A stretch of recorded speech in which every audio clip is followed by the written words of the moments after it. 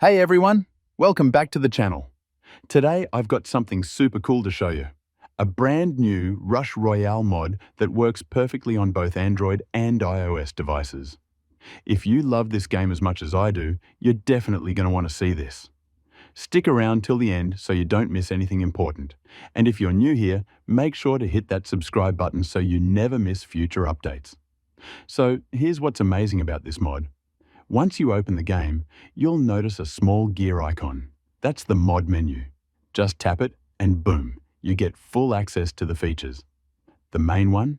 You can activate unlimited crystals and gold instantly. No grinding, no waiting. You'll see right here. Once I activate it, all the resources are added directly to my account in seconds. Now let's talk about how to get it. Open any browser on your device. I'm using Safari here. And go to tweakcake.com. Once you're on the site, either scroll or use the search to find the Rush Royale mod.